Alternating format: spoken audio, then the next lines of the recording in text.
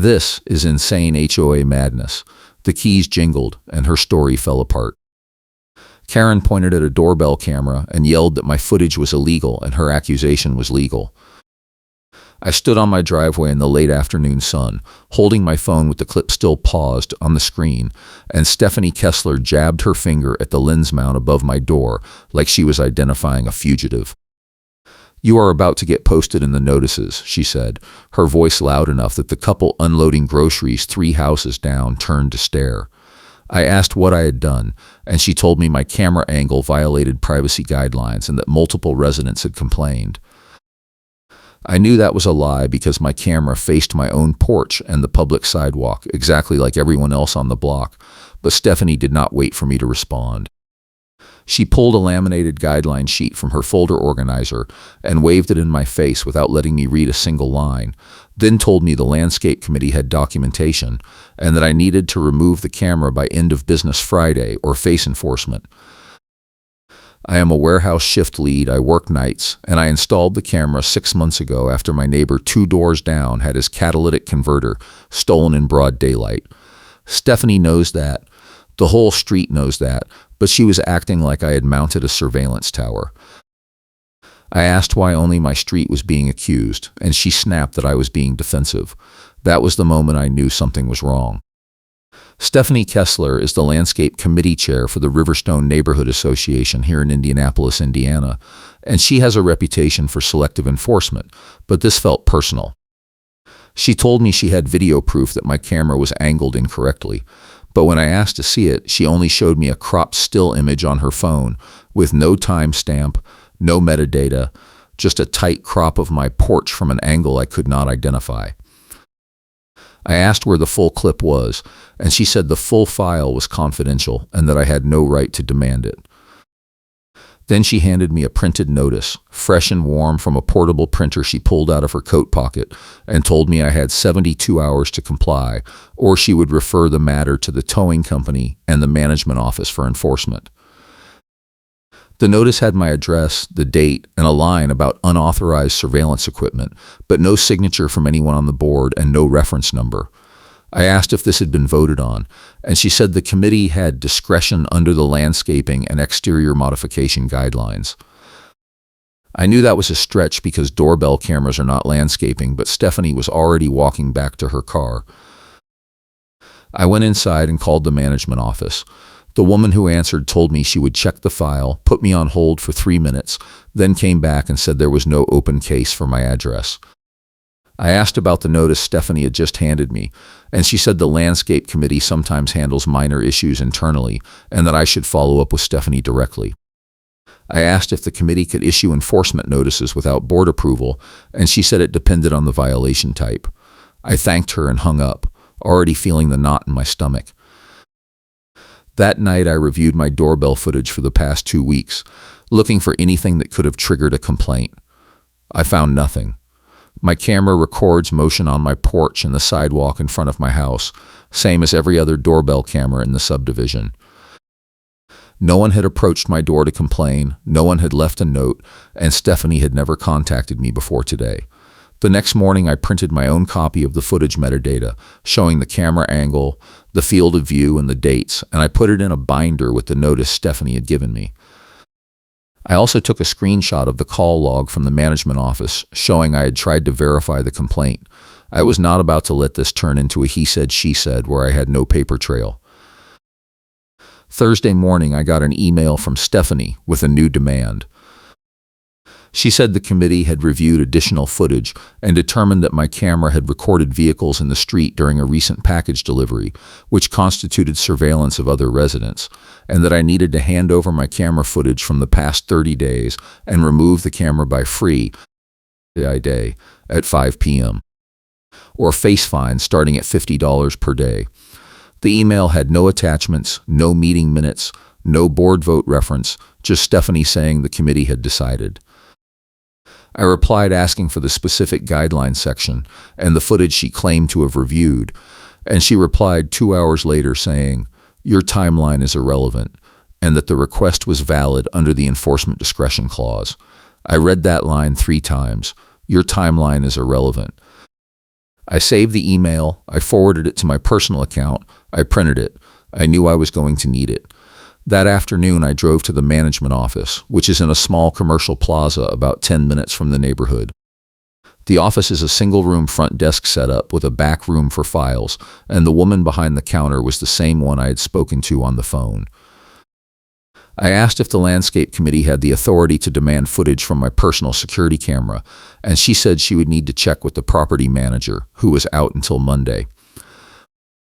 I told her about the Friday deadline, and she said she could not override a committee decision without manager approval. I asked if there was any documentation of the complaint, and she hesitated, then said she would check the file again. She disappeared into the back room for 5 minutes, and when she came back, she said the file showed a resolved case from 3 weeks ago, with a note that the matter had been handled internally by the landscape committee. I asked what the original complaint was, and she said the note did not specify. I asked who filed it, and she said the system only showed the committee as the submitter. I asked for a copy of the file, and she said she could not provide resident files without a formal records request and manager approval. I asked how long that would take, and she said 5 to 7 business days. I told her the enforcement deadline was tomorrow, and she said she understood but could not expedite without the manager. I left the office with nothing. I sat in my car for 10 minutes trying to figure out my next move. The deadline was less than 30 hours away, and I had no proof that the complaint was invalid, no way to challenge the enforcement, and no leverage. Then I remembered the gate fob log. Riverstone has a community clubhouse with a side entrance that requires a key fob, and the system logs every entry with a timestamp and resident ID.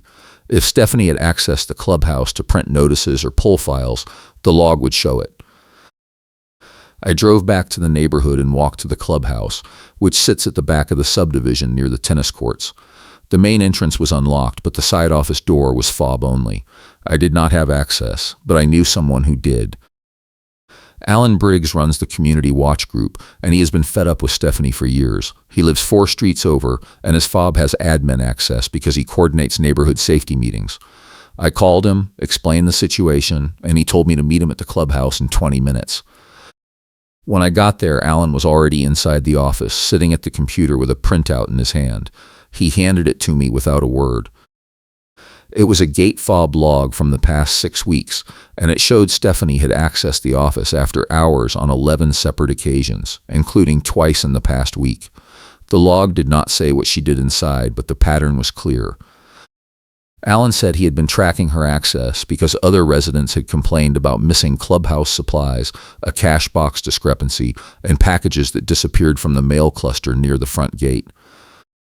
He said management had refused to investigate because Stephanie labeled every issue as resolved or unfounded, and the property manager trusted her. I asked if he thought Stephanie was stealing, and he said he knew she was, but he did not have proof that would hold up. I looked at the printout again.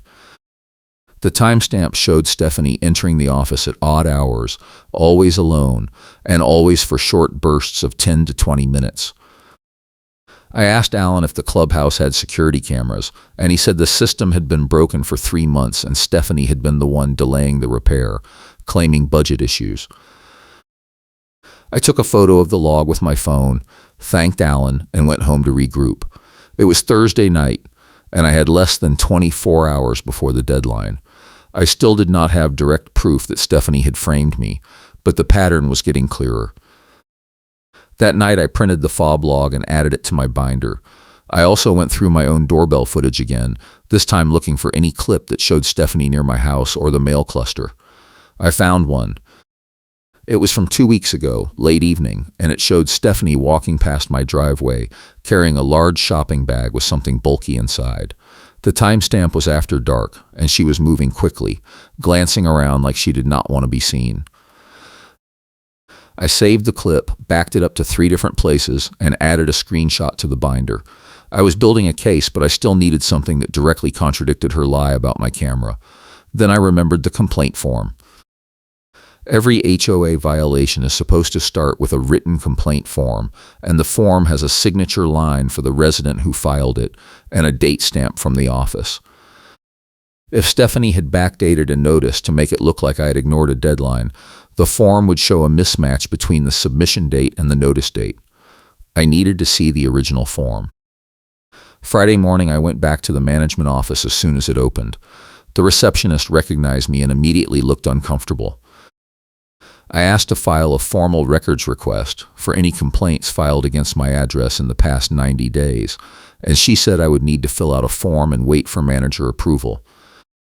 I said I understood, but I also needed to know if a complaint form existed for the violation Stephanie had issued, because I had received an enforcement notice with no supporting documentation.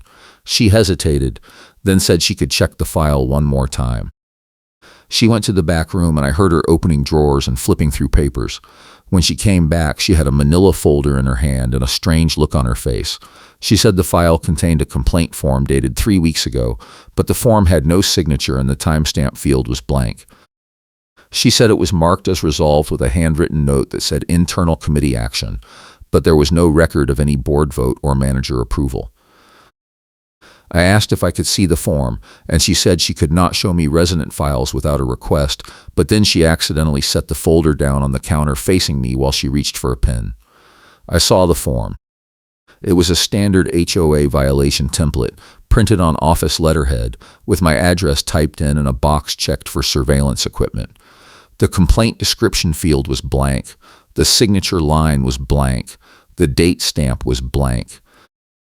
The only writing on the form was the handwritten note at the bottom in blue ink that said resolved, committee handled, and a date from 2 days ago.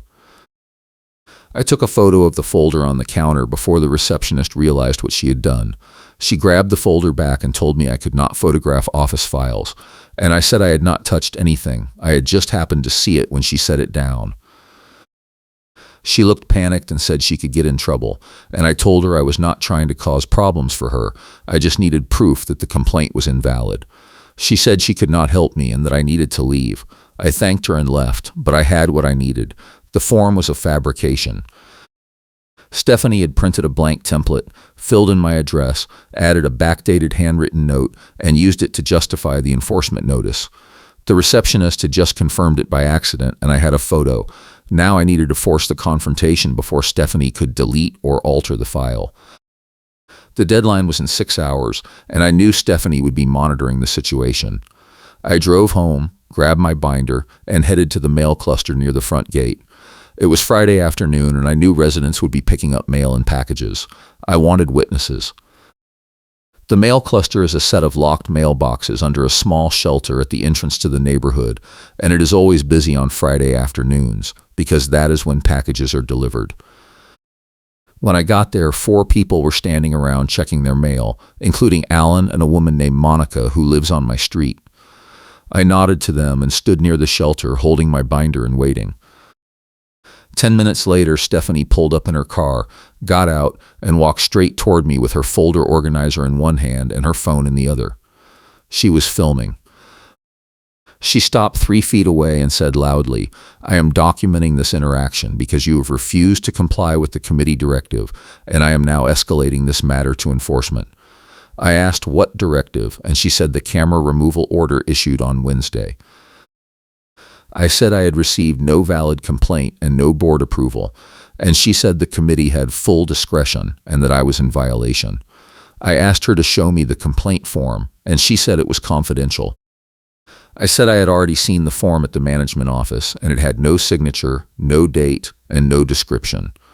And she froze.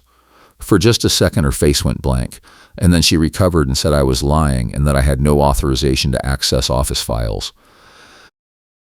I said the receptionist had shown me the file by accident, and Stephanie said that was a privacy violation and she would be filing a complaint against the receptionist.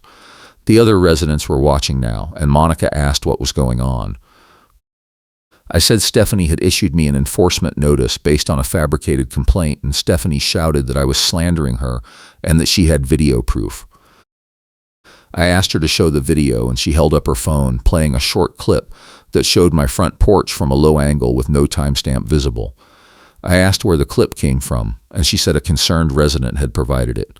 I asked which resident, and she said that was confidential. I said the clip did not show any violation, and she said the angle proved my camera was recording the street and adjacent properties.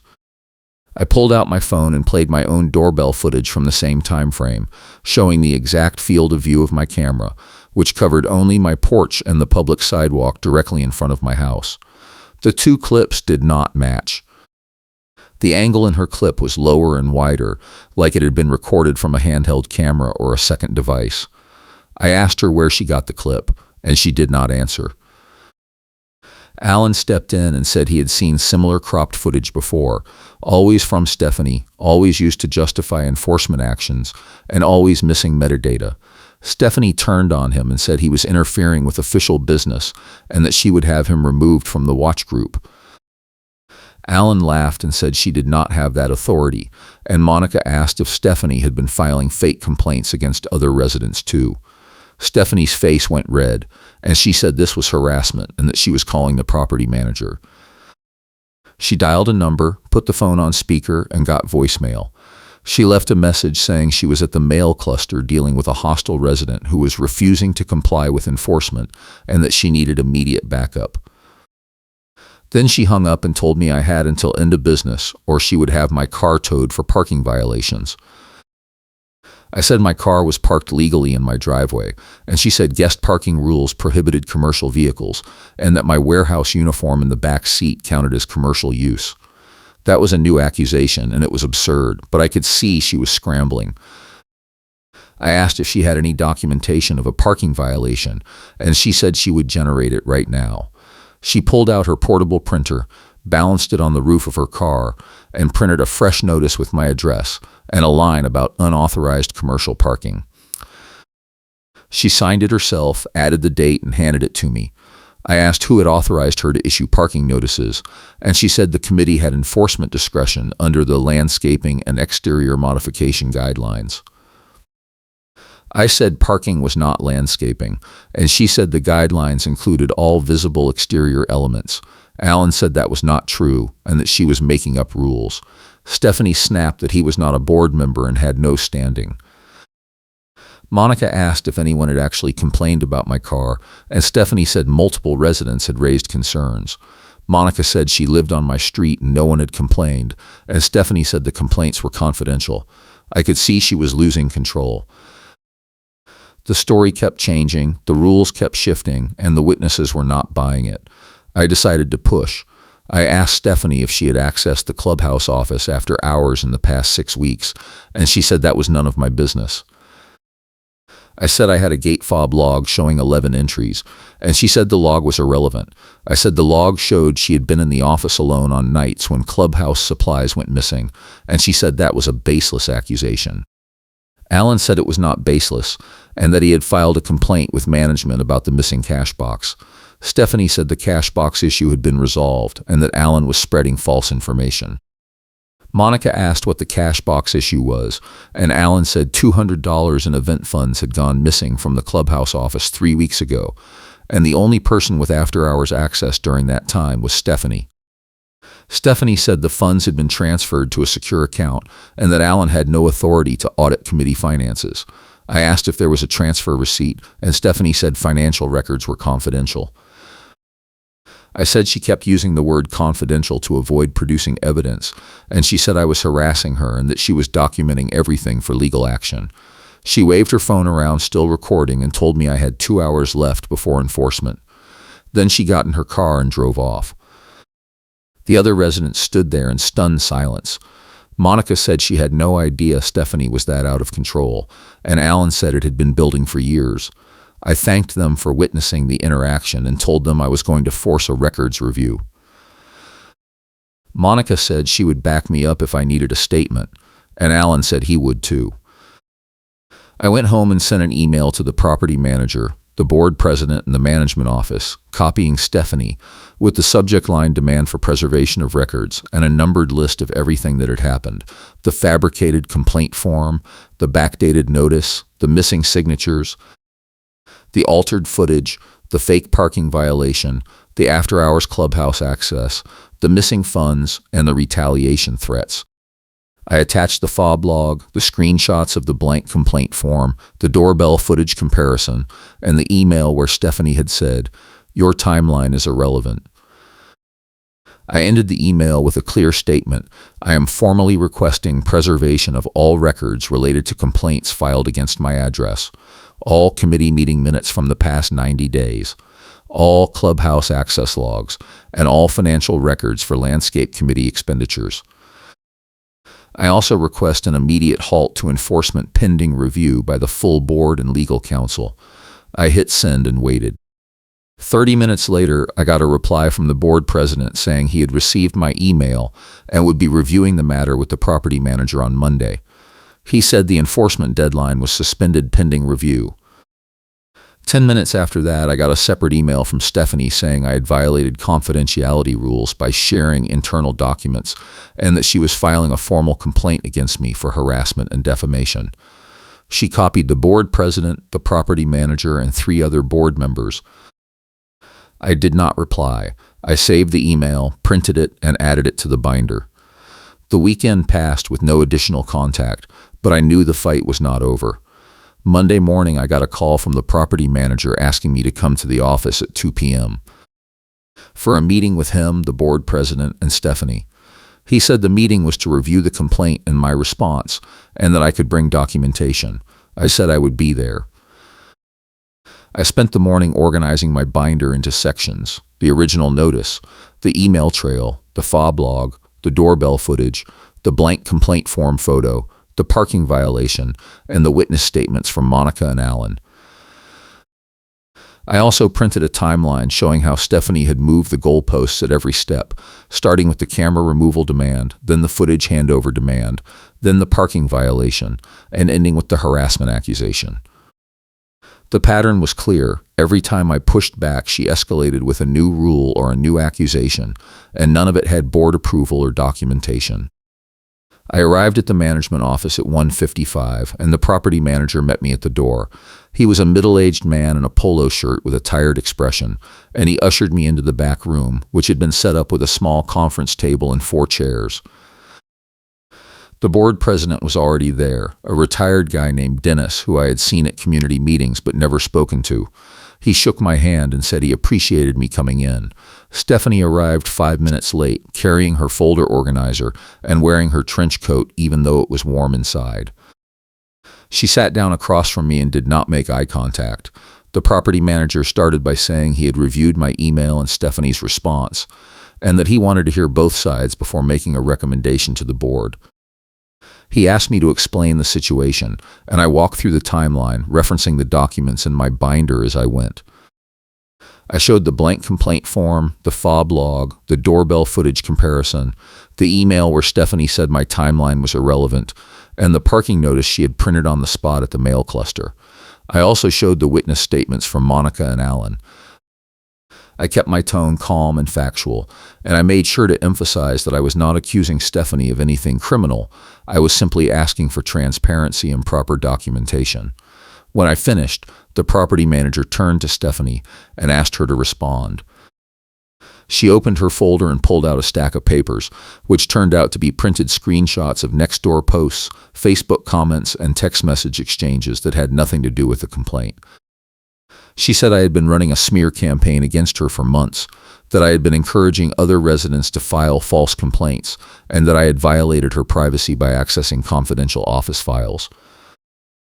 She said the complaint form was not blank, it had been filed properly, and that I had manipulated the photo to make it look incomplete.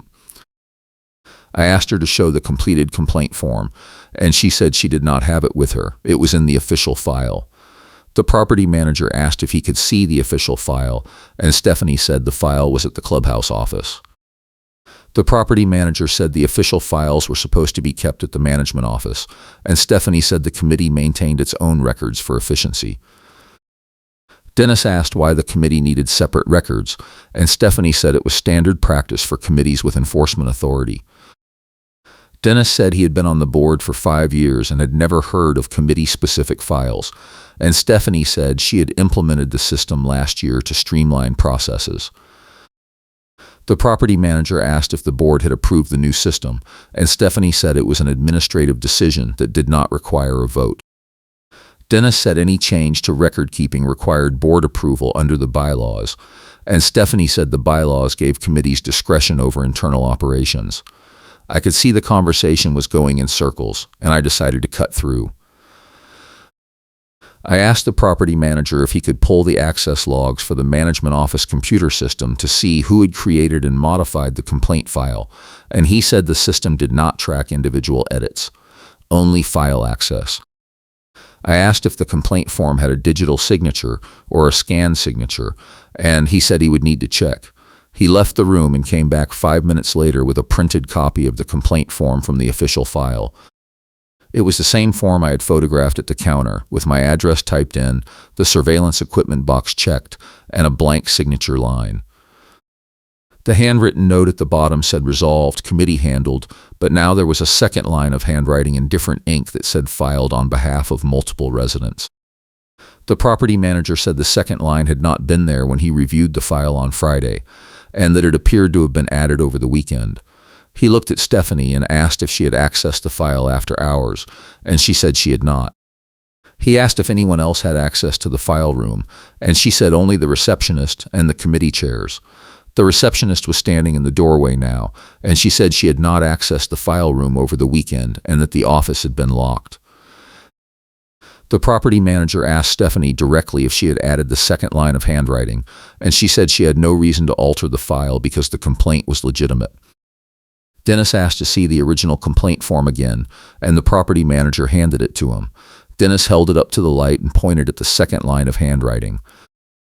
He said the ink was a different shade of blue and the handwriting style was different, and that it looked like it had been added recently because the ink was still slightly glossy. He asked if Stephanie had a pen with that shade of ink, and she pulled a pen out of her coat pocket and handed it to him.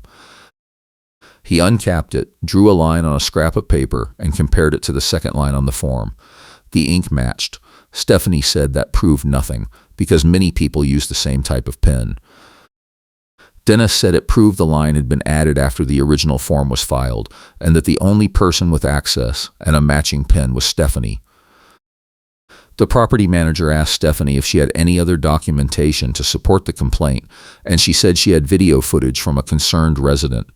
He asked to see it, and she pulled out her phone and played the same cropped clip she had shown me at the mail cluster. The property manager asked for the full clip, and she said the resident had only provided the cropped version. He asked for the resident's name, and she said it was confidential under privacy rules. Dennis said there was no privacy rule that allowed committee members to withhold the identity of complainants from the board or the property manager, and Stephanie said she was protecting the resident from retaliation. I asked if the resident actually existed, and Stephanie snapped that I was accusing her of lying. I said I was asking for proof, and she said the proof was the video. I played my own doorbell footage on my phone, showing the same time frame with a wider field of view, and pointed out that the angles did not match, and that the only way her clip could have been recorded was if someone stood in my driveway holding a camera. The property manager looked at both clips side by side and said the discrepancy was obvious. He asked Stephanie where the cropped clip came from, and she said a resident had emailed it to her. He asked to see the email, and she said she had deleted it to save storage space. Dennis said committee correspondence was supposed to be retained for 3 years under the records policy, and Stephanie said the email was not official correspondence, it was a personal tip. The property manager said any tip related to enforcement was official correspondence and should have been forwarded to the office. Stephanie said she had used her discretion to handle it internally. Dennis said the committee did not have discretion to bypass the complaint process, and Stephanie said the guidelines allowed for expedited enforcement in cases of ongoing violations. The property manager said there was no expedited enforcement clause in the guidelines, and Stephanie said it was implied under the enforcement discretion section. Dennis pulled out a printed copy of the guidelines and read the enforcement discretion section out loud. It said committees could recommend enforcement actions to the board, but all enforcement required board approval unless the violation posed an immediate safety hazard. He asked Stephanie if a doorbell camera posed an immediate safety hazard, and she said it violated resident privacy, which was a safety concern. Dennis said privacy concerns did not meet the threshold for immediate hazard, and that the enforcement notice should have been voided. The property manager agreed and said he was voiding the notice effective immediately. Stephanie said that was improper and that the board would overrule the decision. Dennis said he was the board president and he was not overruling it, and that Stephanie needed to provide the full unedited video, the identity of the complainant, and an explanation for the altered complaint form by end of business Wednesday, or the board would remove her from the committee. Stephanie stood up and said this was a witch hunt, and that she would be filing a complaint with the state HOA oversight board. Dennis said there was no state HOA oversight board in Indiana, and Stephanie said she would consult her attorney. She grabbed her folder and walked out. The receptionist watched her leave, then turned to the property manager and said she needed to tell him something. She said Stephanie had come to the office Saturday morning and asked to access the file room to retrieve a document she had forgotten, and that the receptionist had let her in because Stephanie said it was urgent committee business. The receptionist said Stephanie had been in the file room alone for about 10 minutes, and that when she came out, she thanked the receptionist and left. The property manager asked if the receptionist had seen what Stephanie was doing in the file room, and she said no, but she had heard the sound of a pen clicking and paper rustling. Dennis said that confirmed Stephanie had altered the file, and the property manager said he would be recommending disciplinary action to the board.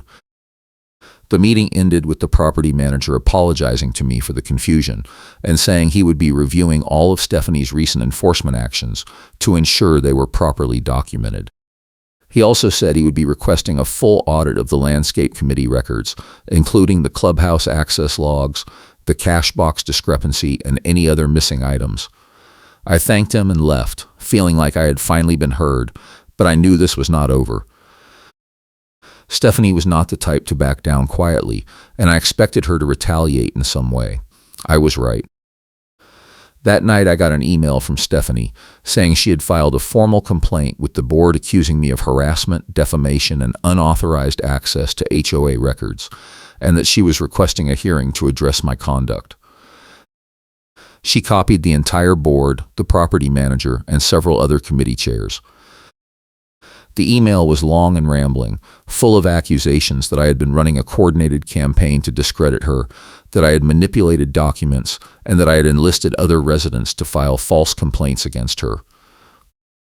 She ended the email by saying she was a dedicated volunteer who had served the community for years, and that she would not be silenced by bullies. I did not reply. I forwarded the email to Dennis and the property manager with a short note saying I would respond formally if a hearing was scheduled. Dennis replied an hour later saying the board would not be scheduling a hearing because Stephanie's complaint did not meet the threshold for formal action, and that the board was instead moving forward with the audit and disciplinary review. He also said the board was considering a no-contact directive to prevent further escalation. I felt a wave of relief, but I also knew the audit would take time, and I wanted to make sure Stephanie could not delete or hide any more evidence in the meantime. Tuesday morning, I went back to the clubhouse with Alan. He used his fob to access the office, and we spent an hour going through the files in the storage closet. The storage closet was a narrow room off the main office, lined with shelves holding office supplies, event decorations, and maintenance records.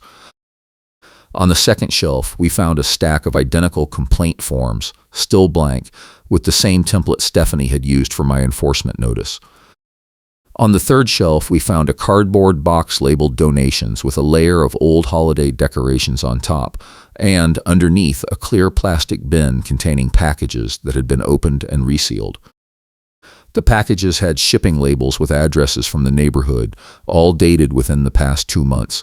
Some of the labels were torn or smudged, but the addresses were still readable. Alan took photos of every package, every label, and the inside of the bin. He also found a clipboard with a list of package deliveries, handwritten in the same style as the note on my complaint form, with check marks next to about half of the entries and no names or dates. The list was clipped to a clear sleeve with a printed inventory checklist that had a missing signature line. Alan said this was the evidence we needed to prove Stephanie had been stealing packages and framing residents, but we needed to get it to the property manager before Stephanie realized we had found it. We locked the office, and Alan called Dennis. Dennis said he would meet us at the clubhouse in 15 minutes, and that we should not touch anything else until he arrived. When Dennis got there, he took one look at the storage closet and said he was calling the police. He said package theft was a federal crime and that the HOA could be held liable if they did not report it. He also said the board would be holding an emergency meeting that night to discuss Stephanie's removal from the committee and potential legal action. The police arrived 20 minutes later. A deputy took our statements, photographed the storage closet, and collected the bin of packages as evidence. He said the investigation would take several weeks, but that the evidence was strong enough to support charges for theft and possibly mail fraud.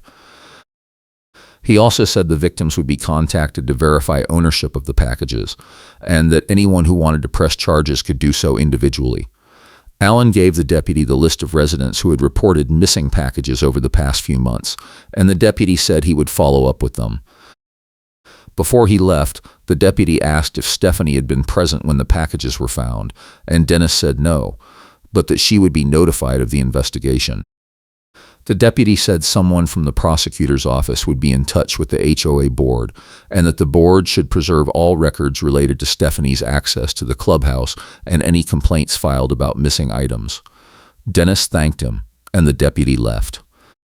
We stood in the clubhouse office in silence for a moment, and then Alan said he could not believe Stephanie had been so brazen. Dennis said he was not surprised, because Stephanie had been using her committee role to control information and avoid accountability for years, and that the board had let her get away with it because no one wanted to deal with the drama. He said that was going to change, and that the board would be implementing new oversight procedures and a formal audit process for all committees. He also said he would be recommending that the board adopt a policy requiring all enforcement actions to be approved by the full board, not just individual committees. I said I appreciated the changes, but that I wanted to make sure Stephanie faced consequences for what she had done to me and the other residents.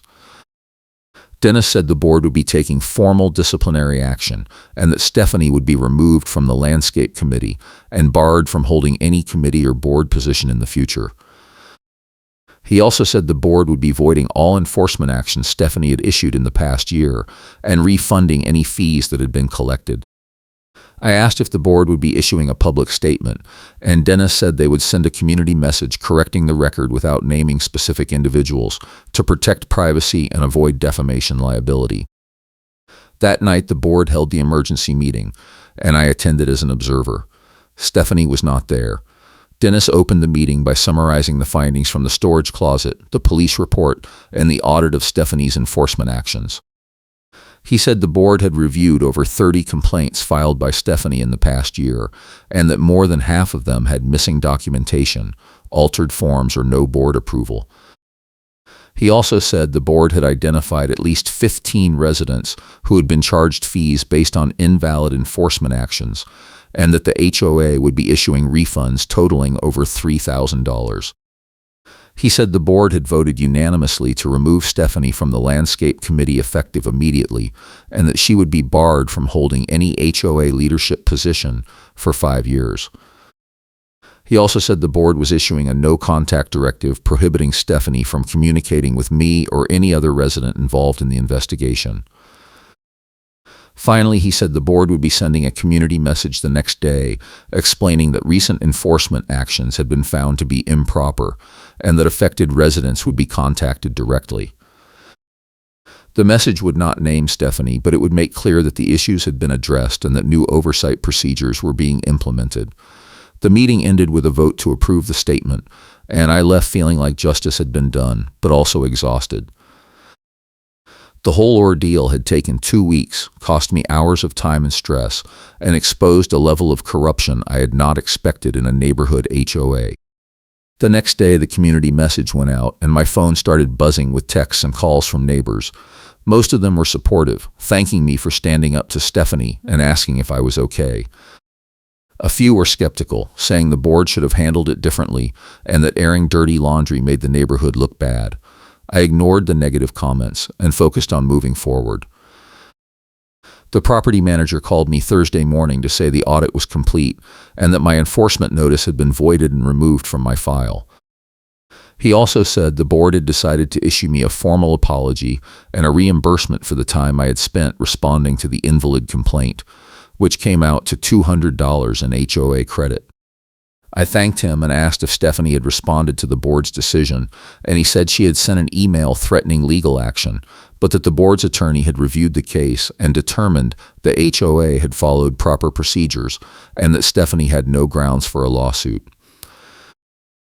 He said Stephanie had also been asked to return all HOA property in her possession, including keys, files, and the portable printer, and that the return would happen at the management office with witnesses present. He said the return was scheduled for Friday afternoon and that I was welcome to attend if I wanted to. I said I would be there. Friday at 3 p.m., I walked into the management office and Stephanie was already there, standing at the counter with a cardboard box. Inside the box were file folders, keys, laminated guideline sheets, the portable printer, and a Ziploc bag containing cash. The property manager checked each item against a list, and the receptionist took notes. Stephanie did not say a word. She looked furious but trapped, and every time she reached for an item to hand over, she hesitated like she was about to argue, then thought better of it. When the property manager got to the cash, he counted it out loud. $200, matching the amount reported missing from the cash box. He asked Stephanie where she had been keeping it, and she said it had been in her personal files for safekeeping. He said the funds should have been deposited in the HOA account and that keeping them at home was a misappropriation. Stephanie said she had planned to deposit them but had forgotten. The property manager said the board had decided not to pursue criminal charges for the cash discrepancy, but that Stephanie was required to repay any other missing funds or items identified in the audit. He also said the police investigation into the package thefts was ongoing, and that Stephanie should expect to be contacted by the prosecutor's office. Stephanie signed a receipt for the returned items, grabbed her coat, and walked out without looking at me. The receptionist said she had never seen Stephanie so quiet, and the property manager said it was probably the first time Stephanie had faced real consequences. I thanked them and left, feeling like the weight had finally lifted. The access log had been read out loud, the missing items had been recovered, and the truth was out. Stephanie had stolen from residents, framed me, and manipulated the system for months. But in the end, her own rules and her own theatrics had become the evidence that brought her down. The HOA sent a community message correcting the rumor without naming me, and Stephanie was forced to return the items, including the stolen packages and the cash, and the return happened in front of witnesses at the management office. The demand for preservation of records that I had sent froze her delete tricks, and the board's audit uncovered the full scope of her misconduct. A week later, I got a follow-up call from the deputy saying the prosecutor's office had decided to file charges for theft and mail fraud, and that Stephanie would be arraigned the following month. He said several residents had agreed to testify, and that the evidence from the storage closet was strong. I said I would testify if needed, and he said he would let me know. In the end, Stephanie pleaded no contest to reduced charges and was sentenced to probation, community service, and restitution to the victims. The HOA board voted to adopt new oversight procedures, including mandatory board approval for all enforcement actions, quarterly audits of committee finances, and a formal complaint process with transparency requirements. Dennis stepped down as board president after the election, and a new board was voted in with a mandate to rebuild trust and accountability. I stayed in the neighborhood, kept my doorbell camera right where it was, and never had another problem with HOA enforcement. I appreciate you hearing me out, and I will catch you next time.